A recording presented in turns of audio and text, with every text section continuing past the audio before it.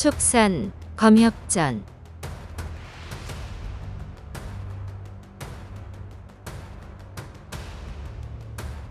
57화 여영남과 매화 독침. 의협심을 발한 여영남이 독침으로 도적을 응징하고 원수를 찾던 위풍랑이 비검으로 여영남을 위협하네.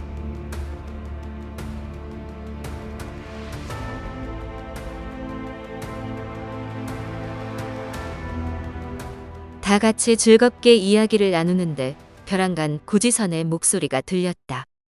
부디 박복한 저를 거두어 주세요. 잠꼬대였다. 다들 그녀가 얼마나 힘들었을까 생각하며 안쓰러워했다. 재영우는 총명하고 심성이 곱고 차분한 구지선이 첫눈에 마음에 들었던 터라 더욱 안타까웠다. 이때 이영경이 정신없이 부산을 떨기 시작했다.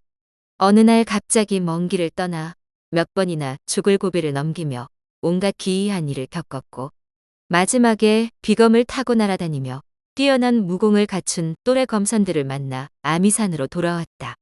전에는 이 깊은 산 석굴에 늘 혼자였는데 앞으로 온종일 이들과 함께 지낸다고 생각하니 너무 기뻐서 가만히 있을 수가 없었다. 성성이와 함께 잠자리를 마련하고 솥에 물을 끓이고 이것저것 음식을 만들고 마을에서 사온 설맞이 용품을 모두 꺼냈다.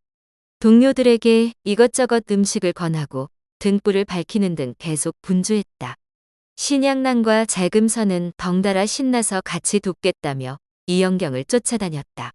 그 사이에 덩치 큰 성성이까지 끼어 이리저리 몰려다니며 신나게 웃고 떠드니 석굴에 생기가 넘쳤다. 재영운과 주무는 속세의 음식은 멀리했으나 음식 자체를 끄는 것이 아니기에 이영경이 정성껏 준비한 음식을 권할 때마다 마다하지 않고 조금씩 맛보았다. 이영경은 구지선도 챙기려 했지만 한참 달게 자고 있어 깨우지 않았다. 오랫동안 잠자리가 편치 못했을 텐데 지난밤을 꼬박 지새운 데다 오는 길도 많이 힘들었을 것이다. 그래서 나중에 먹을 수 있도록 따로 음식을 남겨 따뜻하게 덮여두었다.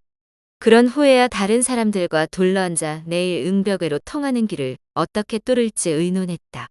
이런저런 이야기를 하다가 우연히 여영남과 친해진 일을 말했는데 재영운도 이 이름을 알고 있었다. 여영남이라면 한경선자 광명과 여의호 광해의 제자이지? 광명은 일찍이 신수비고 위풍랑을 제자로 거두어 평생의 절기를 아낌없이 전수했으나 결국 제 발등을 찍은 꼴이 되었다. 처음에 위풍랑은 매서운 바람과 눈보라가 몰아치는 신강천산 밖극에서 광명이 만든 독창적인 천산파 법수를 열심히 익혔다. 그러나 10년 후 사부가 제자를 모아 문파를 빛내라 명했다며 서남부 지역에서 세력을 키우고 온갖 악행을 일삼기 시작했다. 특히 황숙, 설평, 전청선, 이홍행, 공손무, 여후, 오일용, 구령 등 서천팔마를 제자로 삼은 뒤로는 더욱 악랄해졌다. 신강에서 이 소식을 들은 광명이 크게 노해 단숨에 사천까지 날아갔다. 이때 위풍랑이 요법으로 사람을 해치는 서장마교의 승려 부르인가를 불러들여 흉계를 꾸몄다. 광명이 찾아오자 위풍랑이 바로 사죄하며 뉘우치는 척하고 숨어있던 부르인가가 몰래 오줌자를 쏜 것이다. 광명은 예상치 못한 공격을 받아 왼팔을 쓰지 못했으나 겨우 도망쳐 목숨은 부지했다. 본래 지고는 못 사는 성미인데 제자에게 당한 터라 좀처럼 분노를 사귈 수 없었다. 그렇다고 제자에게 복수하기는 창피한 일이라 눈과 귀를 닫고 조용히 숨어 지냈다. 사부의 간섭이 사라지자 위풍랑은 하늘 무서운 줄 모르고 날뛰었다. 그러다 도가 지나쳐 지난해 성도 외곽에서 순난인과 차나의 손에 목숨을 잃었다. 그 후 서천팔마는 겁을 집어먹고 청라산으로 숨어들었다. 얼마 뒤 광명이 순난인과 차나에게 서신으로 감사의 뜻을 전했다. 문파의 수치를 처리해 주어 감사합니다. 불행히도 암계에 당해 죽을 날이 멀지 않았기에 한 가지 부탁을 드리고자 합니다. 제게 제자 둘이 더 있는데 하나는 지극히 평범하나 다른 하나는 자질이 뛰어난 아이입니다. 이름은 여영남이고 지금 광해 밑에서 수련 중이나 아직 불가에 귀의하지 않았습니다. 묘일 부인과 차나대사가 잘 돌보아 주십시오. 여영남은 어려서 부모를 잃고 친척 집에 얹혀 살다가 6살 무렵에 쫓겨났다. 눈길에서 정신을 잃고 쓰러졌는데 눈을 떠보니 따뜻한 동굴이고 두 여승의 보살핌을 받고 있었다. 둘 중 나이가 많은 쪽이 광명이고 적은 쪽이 광해였다. 광명이 여영남을 제자로 거두었고 며칠 후 본인 거처로 돌아가는 광해가 작별 인사를 하며 이렇게 말했다. 자질이 훌륭한 아이인데 위풍랑처럼 또 엇나가지 않을까 걱정입니다. 광명이 한숨을 푹 내쉬었다. 왜 아니겠나? 말 나온 김에 참외가 데려가시게. 어쨌든 내가 저 아이 목숨을 구했으니 기명 제자로만 삼겠네. 영남아, 사붓게 절을 올리거라. 여영남이 예를 갖추고 일어나자 광해가 기다렸다는 듯 승복자락을 펼쳐 품에 안았다. 여영남은 답답해도 가만히 참고 있다가 갑자기 공기가 차가워지자 살며시 옷자락을 들추어 밖을 내다보았다. 세상에, 이럴 수가. 발밑으로 새하얀 눈과 구름이 휙휙 지나가고 있지 않은가? 어린 나이에도 두 사부가 예사 인물이 아님을 진즉에 눈치챘으나 하늘을 날기까지 하다니 신이 나면서도 조금 두려웠다. 한참을 날아가 어느 산자락에 내려섰다. 광해는 오는 내내 여영남이 아래를 내려다보는 것을 알고 있었다. 구름 위를 나는 기분이 퍽 좋았나 보구나. 여영남이 이때다 싶어 얼른 무릎을 꿇고 가르침을 청했다. 아직은 때가 아니다. 너를 기명 제자로 거둔 분은 내 사저 광명이고 나는 광해란다. 인연이 다 여기까지 왔다만 우리에게 배우면 정파의 길을 갈 수 없으니 오히려 너를 망치는 일이 될 것이다. 곧 귀한 인연이 나타날 터이니 기다리거라. 여영남은 아직 어리고 광해가 어려웠기에 순순히 따랐다. 하지만 한두 살 나이가 들고 광해의 비검을 타고 여기저기 돌아다니며 정이 깊어지자 다시 가르침을 청했다. 하도 끈질기게 조르는 통에 광해는 결국 기공, 경공, 권법 등을 가르쳐 주었다.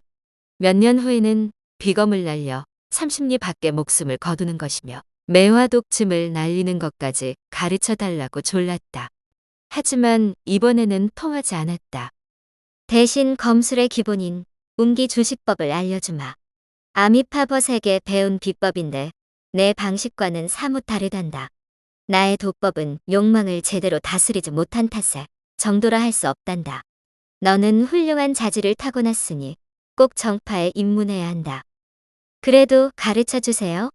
꼭 배우고 싶어요. 거참, 보는 족족 배우고 싶어 안달이구나.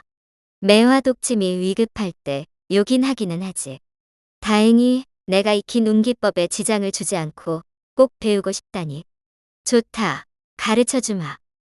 여영남은 매화 독침을 배운 지 얼마 지나지 않아 광해를 따라 사천에 가던 중 표국을 습격해 물건을 약탈하고 표사를 죽이려는 도적들을 보았다. 도저히 참을 수 없어 광해에게 간청했다. 저 도적들을 혼내주세요. 도와줄 사람이 곧 나타날 것이니 내가 신경 쓸 일이 아니다. 사실 저 도적들은 우리와 한 식구란다. 이 말과 동시에 웬 사내가 불쑥 나타나 대화로 좋게 해결하려 했으나 도적들이 아랑곳하지 않고 바로 공격했다. 사내는 무공이 뛰어난 편이었지만 혼자 여럿을 상대하려니 점점 수세에 몰렸다. 이때 더는 지켜볼 수 없던 여영남이 몰래 매화 독침을 날려 도적놈 하나를 쓰러뜨렸다. 그러자 광해가 여영남을 낚아채 황급히 자리를 떠났다. 걸핏하면 사고를 치는구나. 사내가 밀리기는 했지만 곧 다른 고수가 올 것인데 왜 쓸데없이 나서서 문제를 만드는 것이냐. 잘 들어라. 사나흘 안에 누군가 찾아올 것인데 내가 몸이 좋지 않아 열흘 전부터 줄곧 사내만 있었다고 말할 터이니 그자가 아무리 무례하게 굴어도 절대 손을 쓰면 안 된다. 더 이상 일을 크게 만들면 안 된단 말이다. 알겠느냐? 악랄한 자가 분명하지만 어차피 다른 사람 손에 죽을 목숨이니 신경 쓸 필요 없다. 그날 밤 광해는 정말 아픈 사람 같았다. 여영남은 애가 타서 옷도 갈아입지 못하고 밤새 광해 곁을 지켰다. 이틀 후 웬 여자가 쳐들어와 여영남을 보고 차갑게 웃었다. 오호라, 한심한 사부가 눈길에서 주워왔다는 그 계집이로구나? 여자가 거만하게 시비를 걸자 여영남이 어린 마음에 발끈해 따지려는데 방에서 끙끙 앓는 광의 목소리가 들렸다. 밖에 누가 오셨소? 병중이라 거동을 할 수 없으니 안으로 들어오시지요. 여자가 비웃음을 날리며 방으로 들어갔고 여영남은 밖에서 이야기를 엿들었다. 매화 독침을 날리는 검선이 사부와 사태 둘뿐이라는 사실을 온 세상이 아는데 발뺌하는 건가요? 여자가 확신에 찬 태도로 거세게 몰아붙였다. 나는 모르는 일이네. 산에서 캔 약초를 잘못 먹고 알아 누운 지 열흘도 넘었다고 하지 않았나. 광해는 몸이 더 안 좋아졌는지 목소리에 힘이 하나도 없었다. 여영남이 걱정스러운 마음에 뛰어들어갔으나 광해가 나가라고 눈짓하여 다시 물러났다. 여자는 한참 실랑이를 하다가 어느 순간 확신이 없어졌는지 매화 독침을 날린 자와 표사를 도운 사내를 찾아 목을 날려버리겠다고 으르렁거리며 밖으로 나갔다. 그런데 여영남을 보는 순간 섬뜩한 눈빛이 스치더니 다짜고짜 문 앞까지 배웅을 하라고 윽박질렀다. 여영남이 싫다고 버티자 엄하게 꼬짓는 광해의 목소리가 들려왔다. 이런 못된 계집을 보았나. 벌써 몇 년을 가르쳤건만 제대로 하는 것이 하나도 없으면서 꾀만 부리려고 하는구나. 사절을 배웅하는 것이 그리 못마땅하더냐? 여영남은 그간 한 번도 혼난 적이 없던 터라 사부가 몸이 좋지 않아 화가 많아졌다 여기고 어쩔 수 없이 발걸음을 옮겼다. 그런데 여자가 몇 걸음 걷다가 갑자기 획 돌아섰다. 나쁜 년. 내년이 몰래 한 짓이지?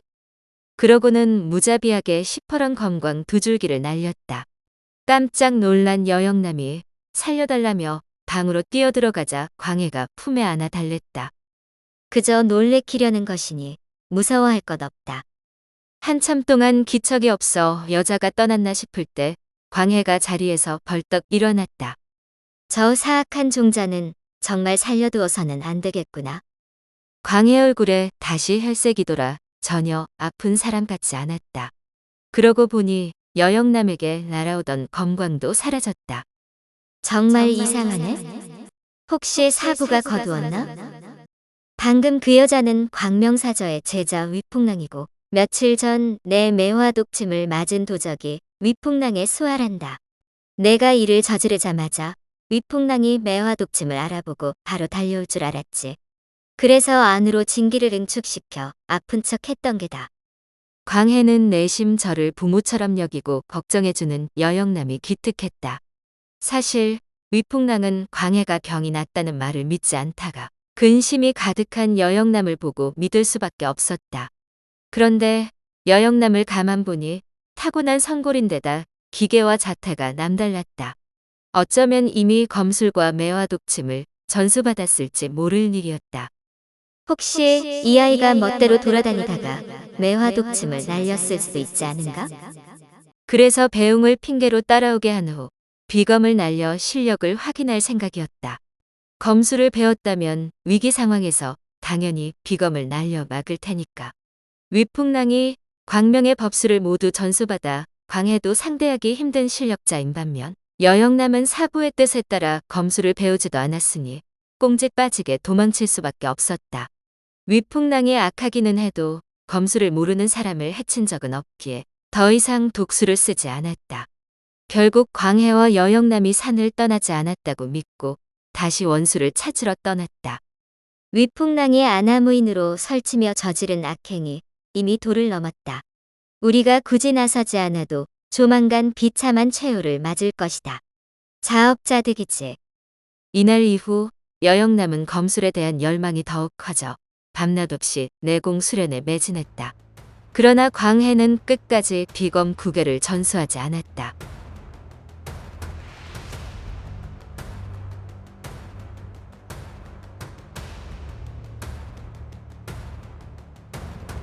다음 화에서 이어집니다.